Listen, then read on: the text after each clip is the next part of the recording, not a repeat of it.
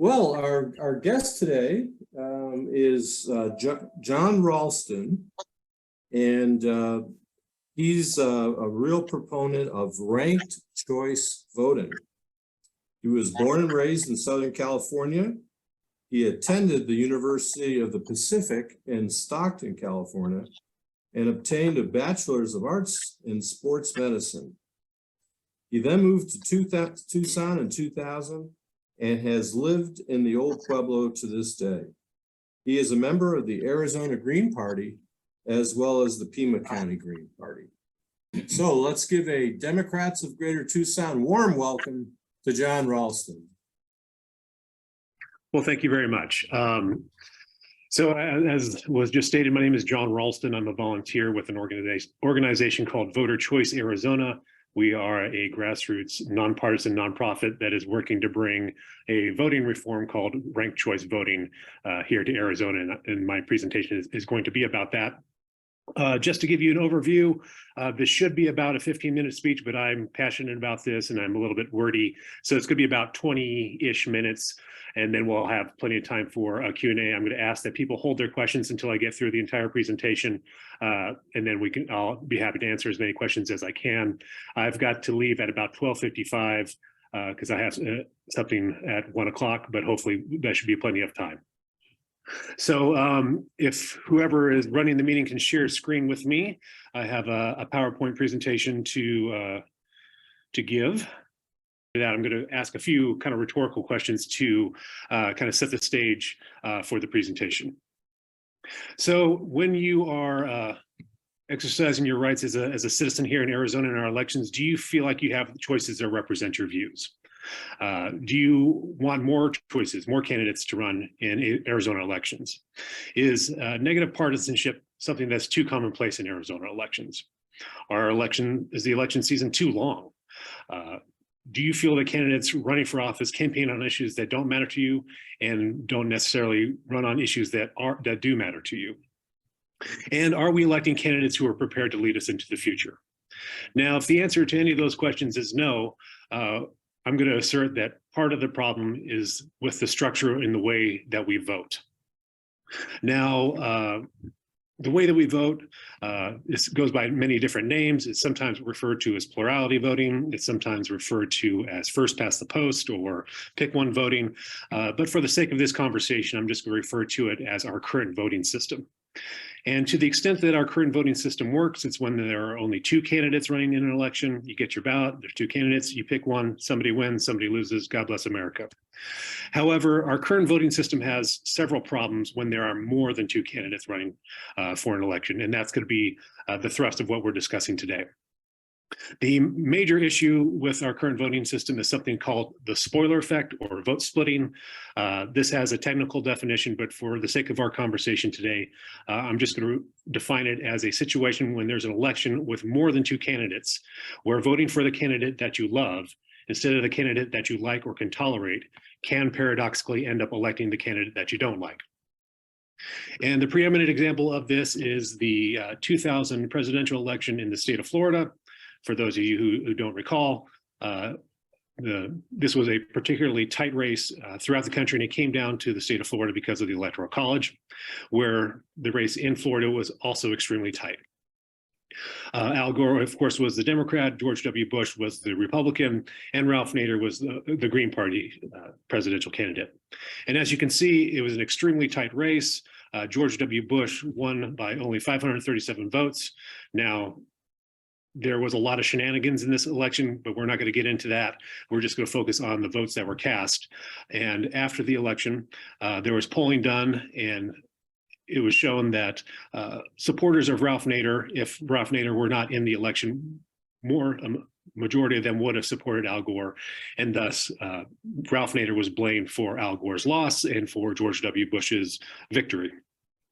However, there's a conundrum in that Ralph Nader has a First Amendment right to run for office as a citizen of the United States, and all of his supporters have a First Amendment right to vote for whomever they wish. However, our current voting system is a zero-sum game, meaning that in an election that comes down to essentially a binary choice, in this case between left and right, any votes that one side does not get necessarily benefits the other side. And this sets up a dilemma for voters where they feel like they can't vote for the candidate that represents them best and instead have to vote for a compromise candidate. It's generically referred to as having to vote for the lesser of two evils. This is a structural issue with the way that we vote. It's not a bug, it's a feature. And it's not necessarily a partisan issue because the spoiler effect giveth and the spoiler effect taketh away.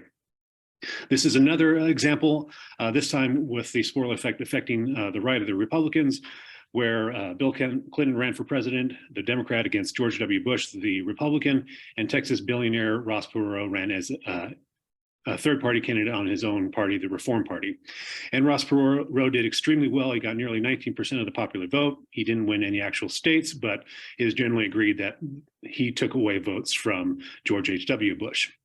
So again, our current voting system has this structural issue where voting for the candidate that you love instead of the candidate that you like or can tolerate can paradoxically end up electing the candidate that you don't like. And of course, Ross Perot was also labeled a spoiler, and this spoiler label tends to have a chilling effect on whether people choose to run for office or not. And we saw that play out in the 2018 Arizona Senate election, where former Democrat Kyrsten Sinema ran against Republican Martha McSally, and Angela Green of the Green Party also ran in that election. And Angela Green decided to drop out before Election Day, but after ballots had been printed and after votes had started to be cast, because she didn't want to be labeled a spoiler. So she dropped out of the race and endorsed Kyrsten Sinema. And the question has to be asked, how many candidates choose not to run because of this spoiler label and the social and reputational costs that come with it? The exact same thing happened in 2022, this time with the Libertarian. Mark Victor, who was a Libertarian, was running, but then chose to drop out before the Election Day, after ballots had been printed, after votes had started to be cast, because he didn't want to be labeled a spoiler, and he endorsed Blake Masters. Mike Bloomberg considered making a run for president as an independent in 2016, but opted not to because he didn't want to be labeled a spoiler. Howard Schultz, the CEO of Starbucks, considered making a run for president as an independent, but chose not to because he didn't want to be labeled a spoiler. Bernie Sanders was asked why he chose to run as a Democrat for president as opposed to an independent, and he told the reporter that asked him that he didn't want to be treated like Ralph Nader. So this spoiler label creates a powerful disincentive that discourages candidates from running for office. But there's a dilemma. Voters say that they want more choices. There's polling that comes out every couple of years where voters say, we want a third party. And in reality, they don't actually want a third party. They're not going out and joining any of the Libertarians or the Greens, or some of them are joining the New Forward Party. But essentially what they're saying is they want more choices. And yet the structure of our current voting system disincentivizes and discourages candidates from running. And that's regardless of how you feel about these individual candidates. So there's a fundamental problem and conflict between the First Amendment and our current voting system. But these things are not the only issues with our current voting system.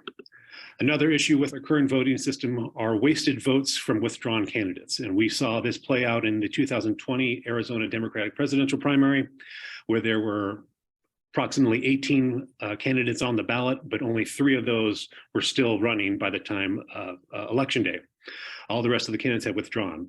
And 22% of Arizona Democratic presidential primary voters wasted their vote by voting early for a candidate that eventually withdrew before Election Day. And again, this is not a partisan issue. The same thing happened to Republicans in 2016. 19% of Republicans in the Republican presidential primary 2016 wasted their vote by voting for a candidate who eventually dropped out before the election. And these people didn't get another opportunity to recast their votes for a candidate that was actually competing in the election on Election Day. But there are more issues associated with our current voting system. There are what are known as sham candidates, candidates that are recruited specifically to split the vote and help another candidate win. We saw this in 2010, where Republican political operatives recruited people, even recruited some homeless people to run on the Green Party on the ticket in order to try and split the vote and help Republicans win. In 2011, Senate President Russell Pierce was involved in a recall election, and his supporters recruited a sham candidate to try and split the vote to help him win his recall election. He didn't, but he tried to use the feature of our current voting system, this vote splitting, when there are more than two candidates involved in an election, to try and game the vote to try and benefit themselves. So that's another issue with our current voting system. But wait, there are more issues with our current voting system. With our current voting system, the more candidates that run, the more likely that it is that there will be a candidate that wins without an absolute majority of the vote, a non-majority winner. The candidate will win without more than 50% of the vote. And we saw that play out as an example in the 2016 Republican primary for Congressional District 5. There were 4 candidates running for office. Andy Biggs won the primary. He won just barely by 16 votes, and he did not even get 30% of the vote, meaning more than 70% of the Republican primary electorate chose someone other than Andy Biggs. But our current voting system rewards the plurality winner, the winner who gets the most votes, and does not demand that somebody win an absolute majority of the vote, meaning more than 50% of the vote. So I'm going to present a solution. Spoiler alert, it's ranked choice voting. And people in this audience may or may not like this solution, but I hope you can see that these are problems that need to be addressed. And there are some fundamental problems with our current voting system that need to be addressed. But speaking of solutions, some people will say, well, hey, what about runoff elections? And those of us here in Tucson, we don't have to deal with this. We don't have runoff elections in Tucson, but throughout the state on the municipal level, different cities have runoff elections. And for those who aren't familiar, a runoff election is essentially an election where all the candidates compete on the same ballot. And if no candidate gets an absolute majority, more than 50% of the vote, then they eliminate all the candidates except for the top 2 candidates. And then those top 2 candidates advance to a separate runoff election where they compete one-on-one, and somebody wins with an absolute majority, and then they win, and then we move on. And runoffs are good in terms of it ensures a candidate wins with an absolute majority. However, runoff elections have some serious problems. First of which, turnout tends to decrease between the general election and the runoff. And the people who tend not to turn out tend to be poor people and people of color. So it has a disenfranchising effect on those communities. And in fact, runoff elections tend to trigger Department of Justice civil rights investigations because of this aspect. This example here on the screen is a mayoral race in Phoenix in 2018. And there was a decrease of about 50% in voter turnout between the general election and the runoff election. The average is about a decrease of about 35%. So fewer than half of the voters turned out for the runoff, and then runoffs in terms of also not being as representative because of this drop in turnout, they are needlessly expensive. This particular runoff election cost the taxpayers of Phoenix more than $1 million. I think we can all agree that that money could be better spent in other areas rather than a low turnout election that is not as representative. So I'm sure we're all familiar with the recent Georgia Senate runoff. Surely that was, that bucked this trend. And in reality, it actually did not. There is a sister group to our group, Voter Choice Arizona, in Georgia called Better Ballot Georgia. I reached out to members of that group and got some data. And there was a decrease in turnout between the general election and the runoff in Georgia of over 400,000 voters. And they don't have the exact costs in, but it's estimated that that runoff election cost the taxpayers of Georgia more than $50 million. So even with a high profile election like the Georgia runoff elections still are not as representative as the general election and are needlessly costly. So then that begs the question, what is the solution for all these issues? ranked choice voting.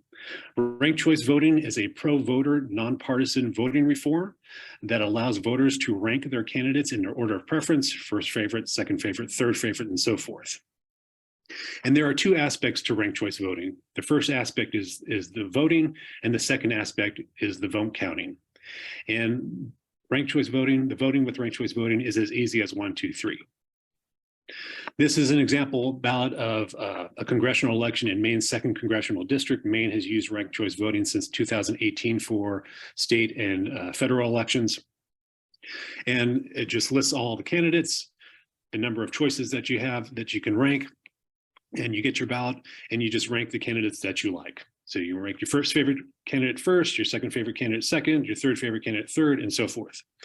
You don't have to rank. You can always vote for one candidate. You don't have to vote at all. That's your right.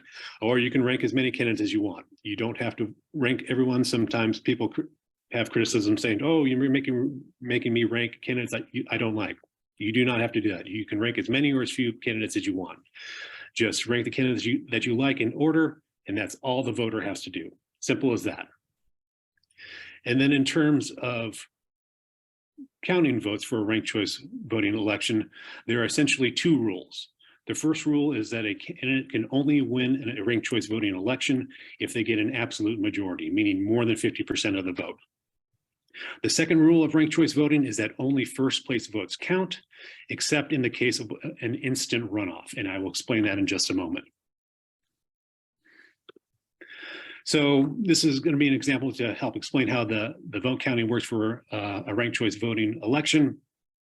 These are just generic candidates represented by different colors. The different shades of the colors are meant to represent candidates that are similar to, but not exactly the same as the others, and represent a diversity of policy positions and ideologies. So for example, let's say I'm voting in this election and I get my ballot and I rank my candidates. I like light orange number 1, I like light purple number 2, and I like dark purple number 3. I don't really care for dark orange. There's no way in heck that I'm going to vote for dark orange.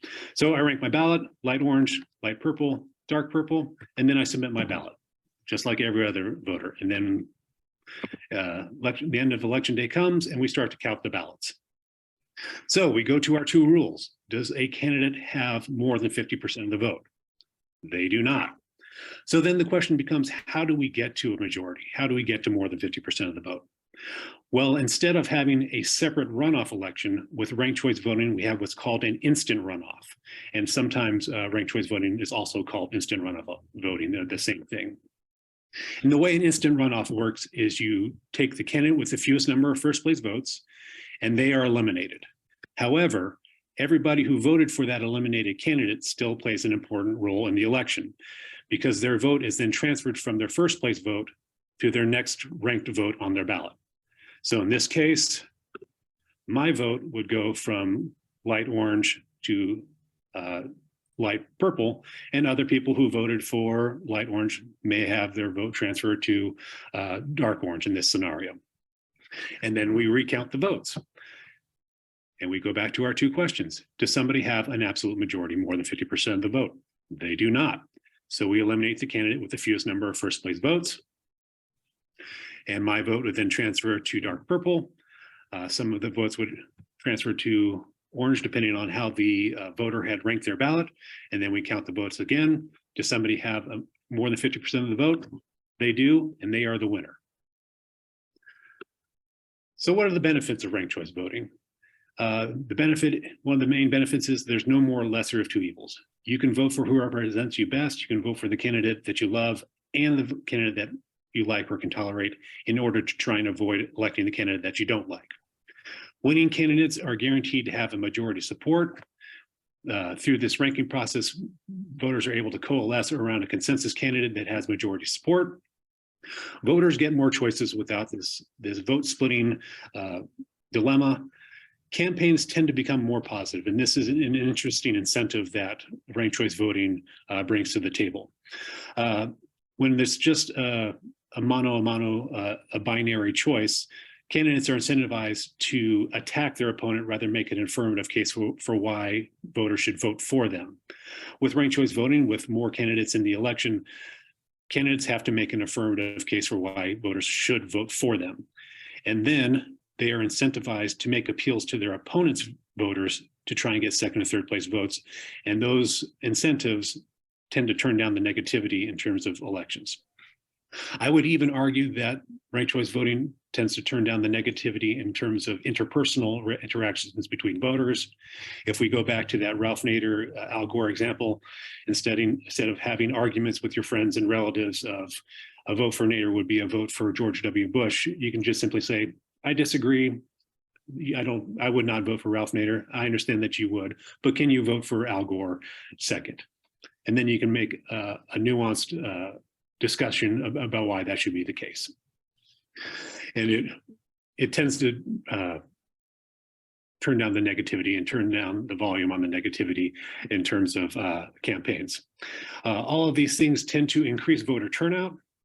So more people participate in democracy because they feel like they have choices, that represent their views.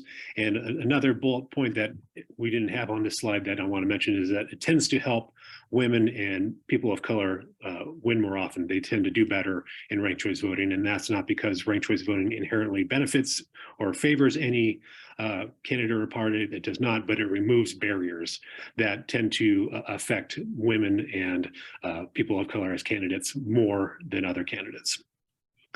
So you may be thinking to yourself, well, that's great, John, but does this actually exist in reality, or is this just some idea cooked up by a political scientist? And the answer is ranked choice voting has been around for over 150 years. It's been used for over 100 years in Australia. It's been used for over 100 years in Ireland and it's been used in several other countries. But then I'm sure there are people that are in the audience that are thinking, well, that's great, John, but this is America. Is this used in the United States? And the answer is yes. Yes, it is. Ranked choice voting is used in over 60, is either used or has passed to be used in the future in over 60 cities in the United States. Two states right now, Maine and Alaska, use it for state and federal elections. Hawaii is going to use it for special elections. And then interestingly, these southern states use ranked choice voting for military and overseas voters in case of in case of a runoff election. So because these states have runoff elections, they don't want military and overseas voters to be disenfranchised by ballots being mailed back and forth. So they're mailed a ranked ballot. So in the case of a runoff election, and just recently in the 2022 Senate runoff in Georgia, military and overseas voters got to use a ranked ballot, but the actual citizens of Georgia who live in Georgia did not. So it's an interesting kind of paradox there. But if you look at this map, you will see that there is a figurative and literal RCV desert here in the Southwest of the United States. And that, of course, is our sweet home, Arizona, which basically begs the question, do Arizonans even want ranked choice voting? And yes, they do. In 2020, a group called the Center for the Future of Arizona compiled a large report detailing the things that Arizonans want. And one of the questions that they asked during this polling was whether people favored moving to ranked choice voting. It was conducted by Gallup. And the bottom line is that 60% of Arizonans want ranked choice voting. So then that begs the question, ranked choice voting, it's the sensation sweeping the nation.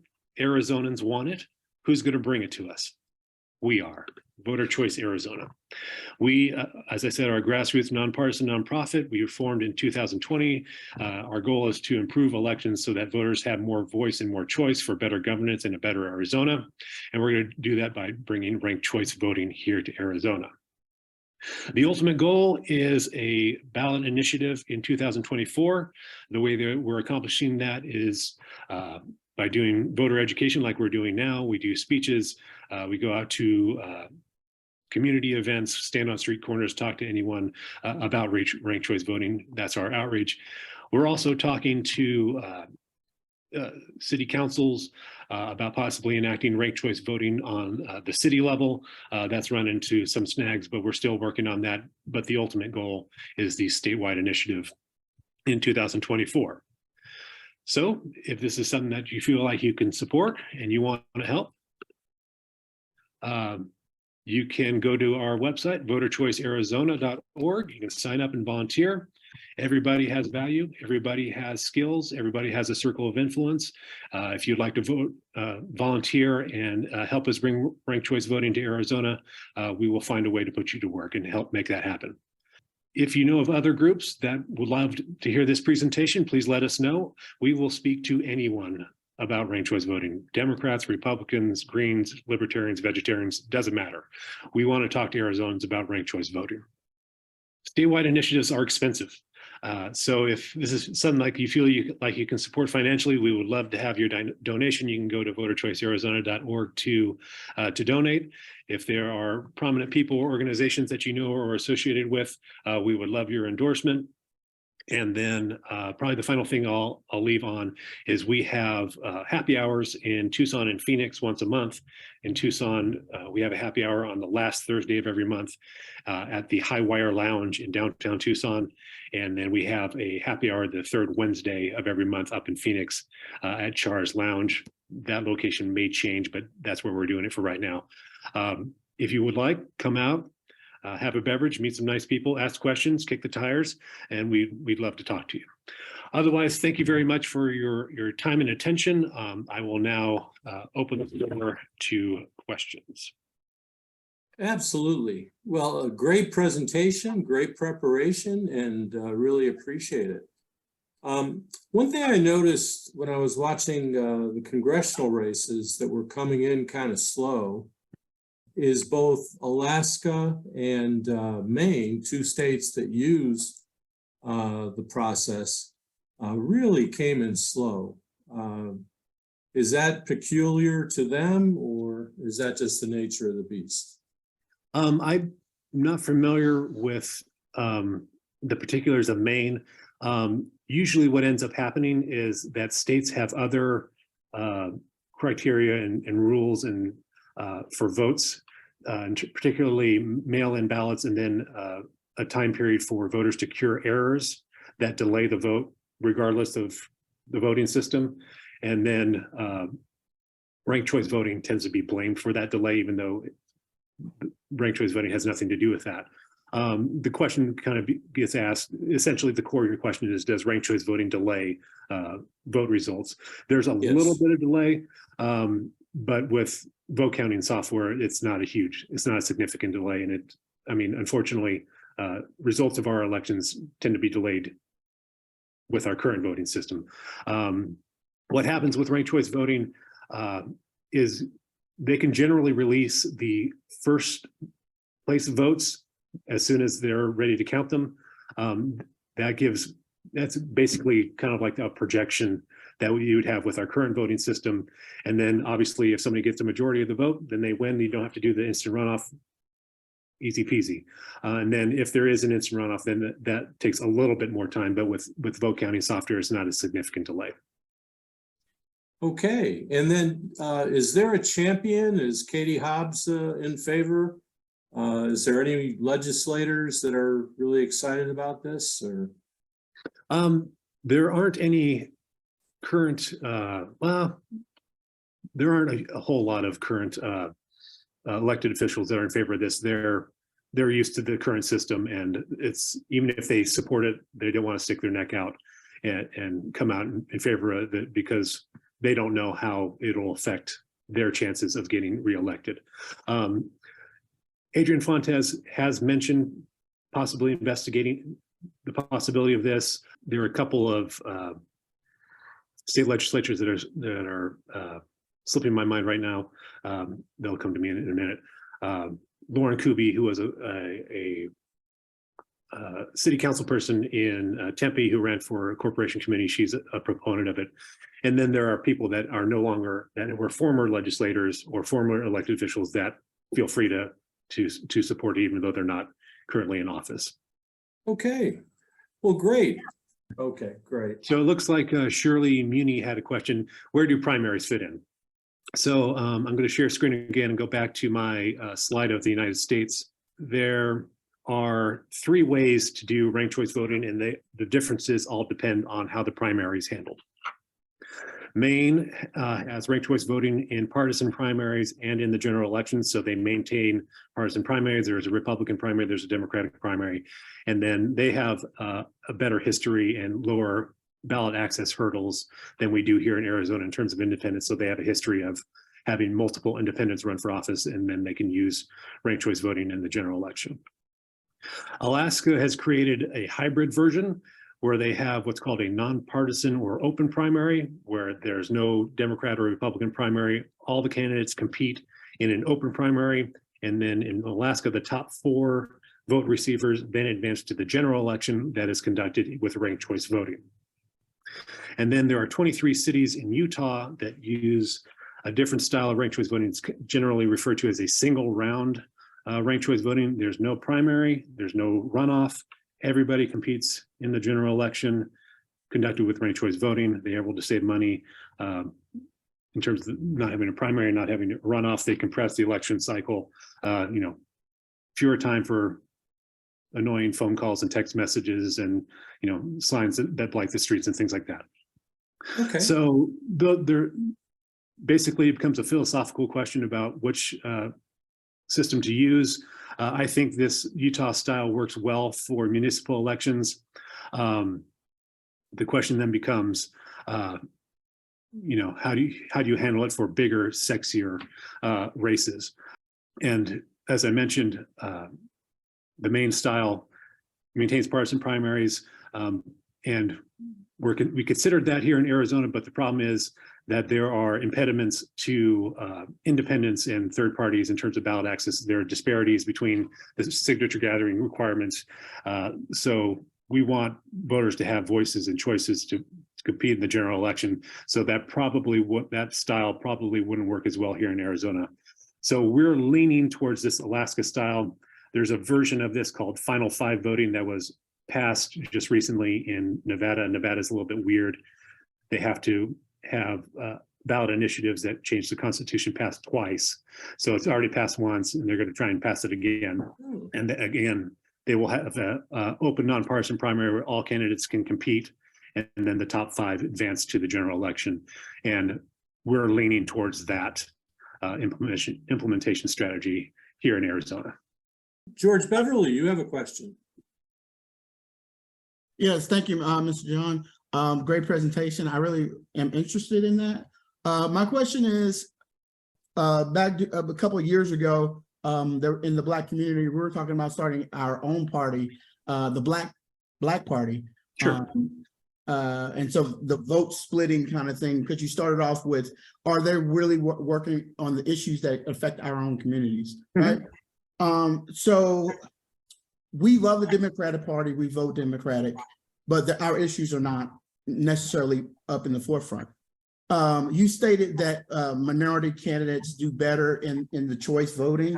I was wondering if you can send us a link, or if you know of any information where we can go and research that information, because in Arizona, in this last election, I'm new to Arizona, but we had a lot of people of color running for office, and some did well, some did not do well, and so I would love to see that data.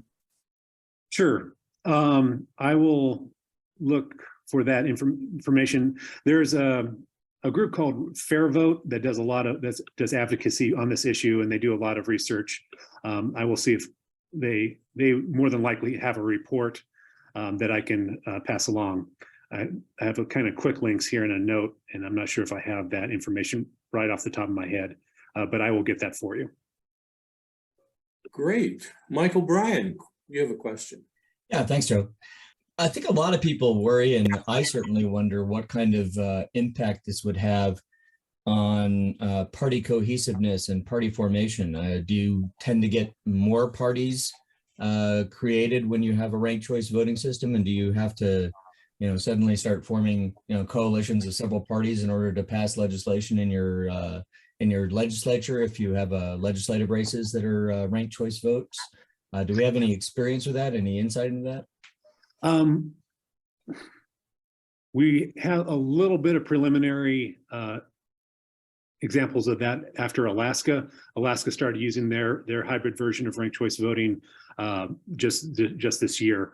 And there are some preliminary data that suggests that it helped form coalitions. So Alaska was very interesting. People are probably aware Mary Peltola, the Democrat, won the congressional election. However, Lisa Murkowski, depending on how you feel about Lisa Murkowski, she won the Senate election, and then a conservative Republican won the governorship.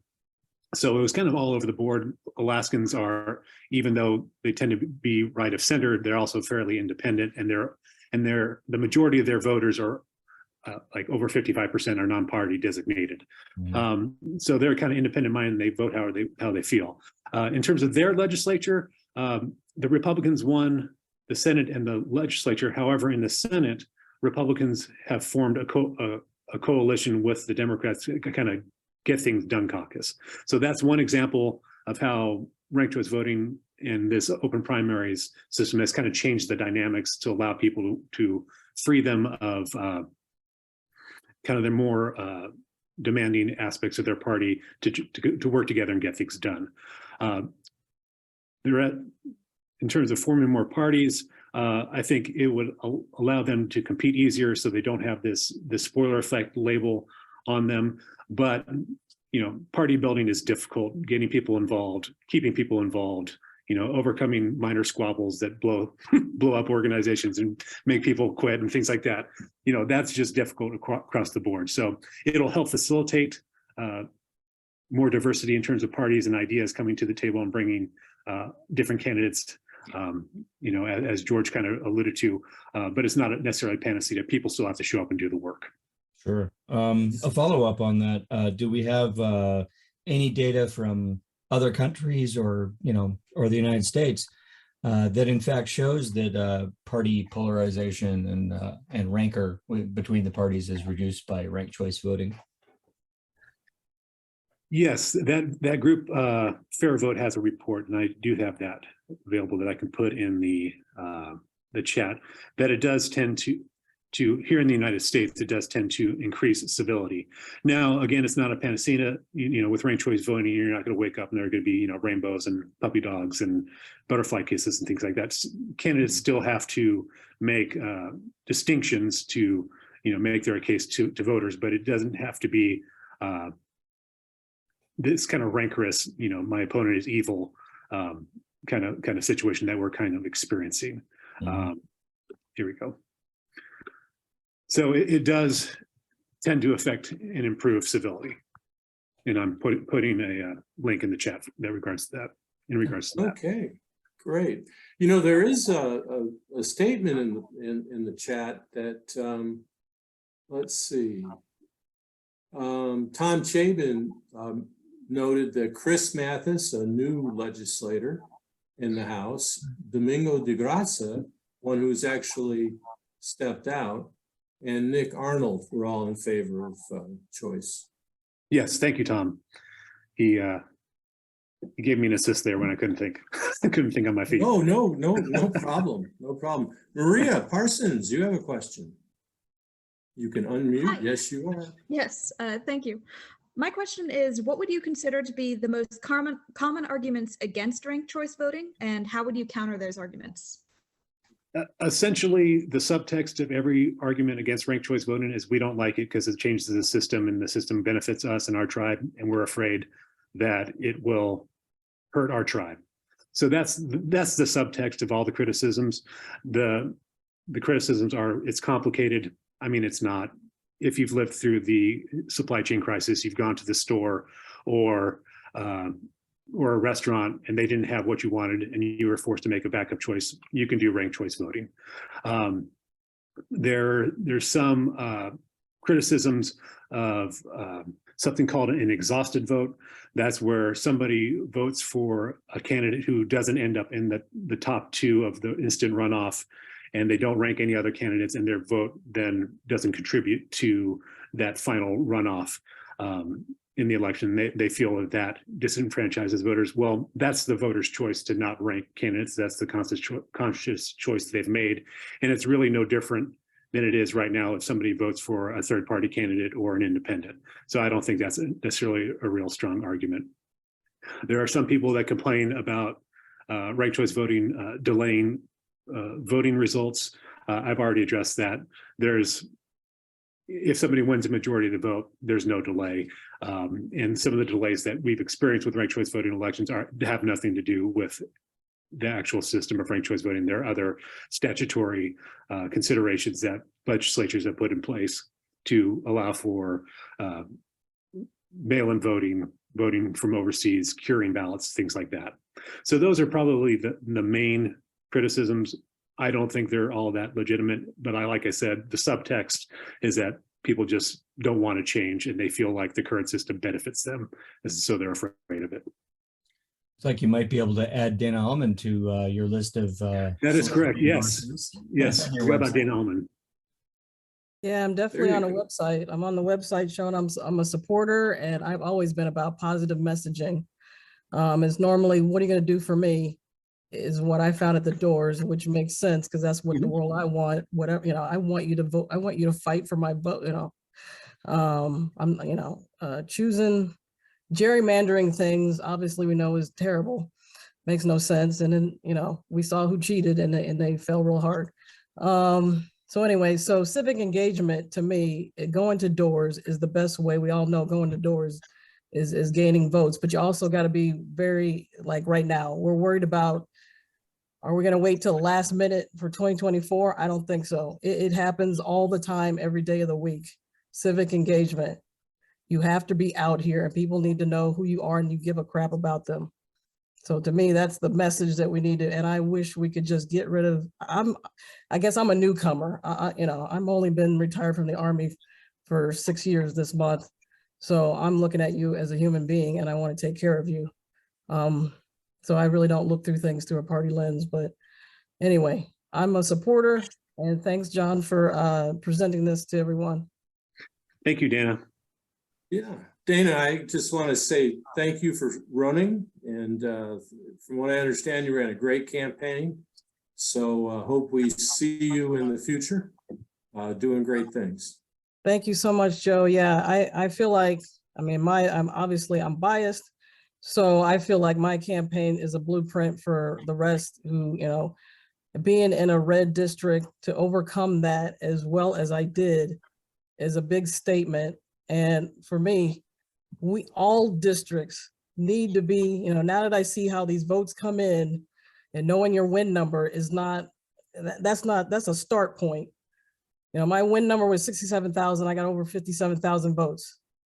We all need to be shooting for over 100,000 votes. And to me, we need to help each other in all these LDs. But that's a whole nother discussion about how to help each other. Absolutely, absolutely. Well, John, let's see.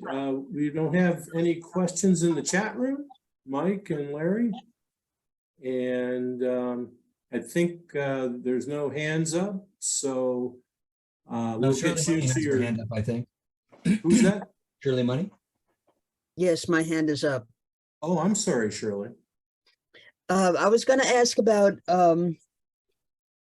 well, there was a recent election, I think it was in California, and I think it was for a congressional district where the final candidates were all of one party, and I think they were all Republicans. You did answer that, and you said, well, that was the voter's choice. That's the way it wound up being. How do the political parties feel about this? Have they come to any agreement? Do they feel that it's going to take away their authority or what? So thank you very much for that question. That's something I wanted to address, but I forgot. California is a weird example for us because there are cities within California, you can see with these little dots on the map, that have ranked choice voting, but the state uses something called a top two open primary system that often gets confused with ranked choice voting, but it's not. So with their top two open primary system, they have this nonpartisan primary, and then the top two advance to the general election regardless of party. So there's no multiple candidates in which to rank. So it's not ranked choice voting.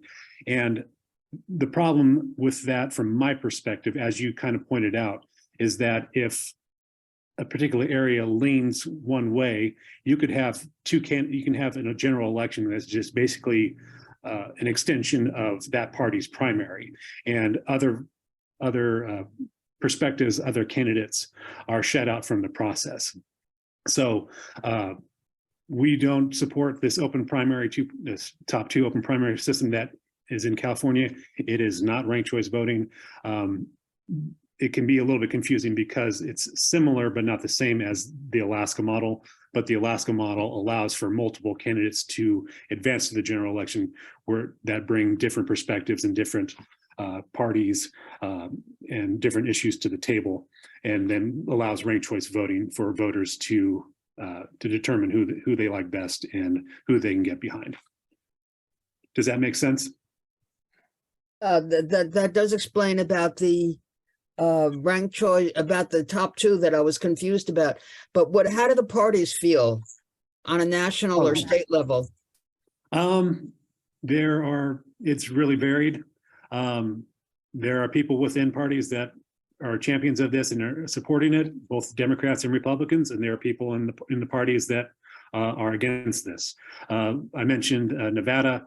Prominent Democrats and Republicans came out against it, but it passed. There was national polling done by the University of Maryland about whether Americans support ranked choice voting for federal elections. The overall was that 60% of Americans support ranked choice voting. The breakdown was 73% of Democrats support ranked choice voting, 55% of independents support ranked choice voting, and surprisingly, 49% of Republicans support ranked choice voting. And our internal polling is fairly similar. So there's consensus of support for ranked choice voting, but it's not uniform. And so going back to like the criticisms that I stated, there are people that have succeeded in our current system and they're reluctant to change it. So, and those people exist in both the Democrat and Republican parties, and we just have to make appeals to voters, Arizonans, as Arizonans rather than as kind of tribal members of a party, to try and change things to make things better. Yeah, great question, Shirley. I think there might have been even a couple Democrats that were running against each other. So it is a really interesting phenomenon. Okay, well, John, would you like to, in our chat box, I think you got a little time, you can give us an invitation to your happy hour for Voters Choice Arizona.org. And I think you are one of our all-time best prepared presenters, and appreciate your commitment and your enthusiasm.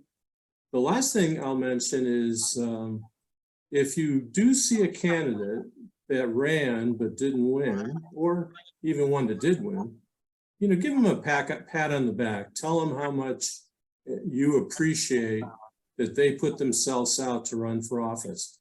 And by the way, if you really want to start building civility, do it with a Republican candidate. Dare you do that? And I've done that with some, and it's good to have friends of all shapes and sizes. I put a link to our what's called our link tree in the chat that has the major links, kind of the highlights for people to visit. I also put a kind of rank choice voting poll. The RCV 123, you can rank iconic Arizona foods. It's not political, and it just gives people experience with ranked choice voting. Should be pretty simple to use. So that's in the chat as well. Otherwise, reach out to us, follow us on social media. You can contact us through that link tree or our website if you have any questions. If you have any other speaking engagements, we would love to talk to you. Thank you very much. Thanks so much. Yeah, let's do a big round of applause for John. It was awesome.